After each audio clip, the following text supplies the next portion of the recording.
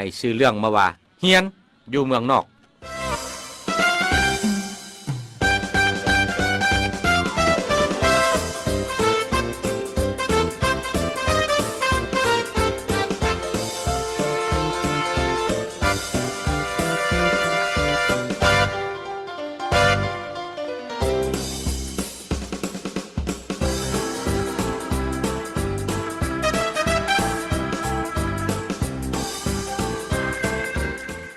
เฮียนอยู่เมืองนอกว่าซั่น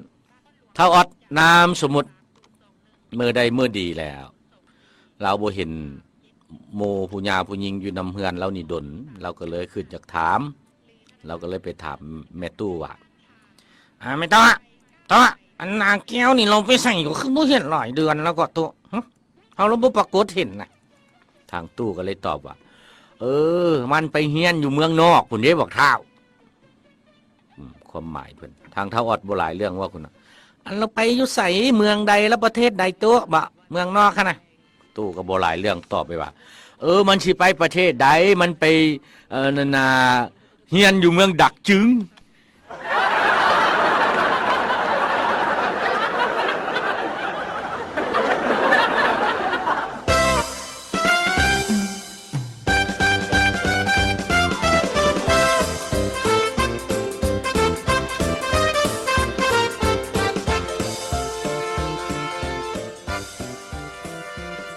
คือเรื่องมาว่าเก่งตอนเมาห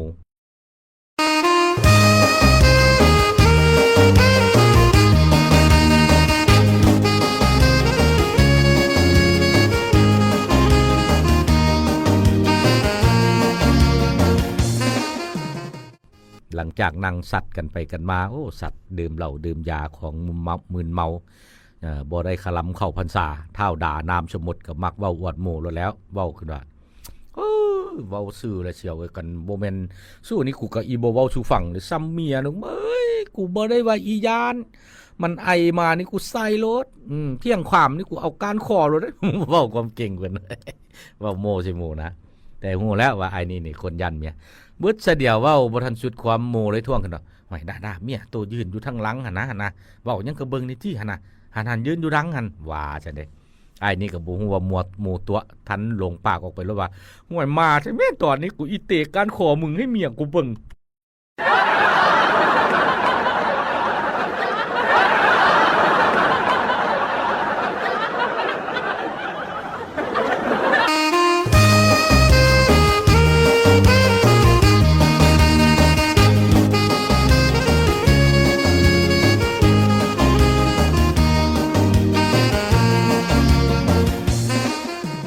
ให้สื่อมาว่า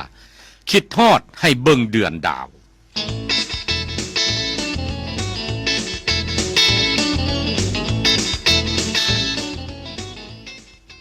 คิดทอดให้เบิ่งเดือนดาวว่าซั่นมือใดมือดีบ่าวจะไปเรียนต่างประเทศซะแล้วย้อนความหักเป็นอมตะคนจากกันมันต้องมีโศกเศร้าต้องขอนั่นขอนี่ไว้เป็นทีละนึกกว่าเส้นในหั่นกะไอ้บ่าวก็ได้เว้าขึ้นว่าอันนี้นะน้องอาชีได้ไปเรียนประมาณ7 ปีปลายบางเถื่อก็ฮอด8 ปีแล้วน้องอยู่ทางนี้ล่ะอย่าสิฟ้าวเอาพวกแต่งงานป่าอายใดอายยังหักน้องซัมเมอร์ว่าซั่นซะไอ้บ่าวแทงเมือง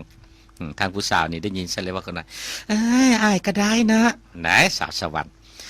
คันว่าซั่นน้องขอฮูบในดูจักใบไว้เป็นตังหน้าว่าซั่นไอ้บ่าวบ่หลายเรื่องว่าคุณว่าอีเบิ่งยังหูพะนะมันบ่มีความหมายคันน้องฮักอายให้เลี้ยวเบิ่งดวงเดือนเนอกลางคืนเดือนดาวหันช่องตาเฮาจะเห็นกันอยู่ถึงฟ้าว่าซั่นแล้วทางผู้สาวก็ชอบอีกว่าคันซั่นอันคือทอดกลางเว้นเด้ซั่นสิบ่ว่าจังได๋ว่าซั่นให้จักใบในตัวอันฮูบฮะว่าซั่นซะไอ้บ่าวบ่หลายเรื่องตอบไปว่า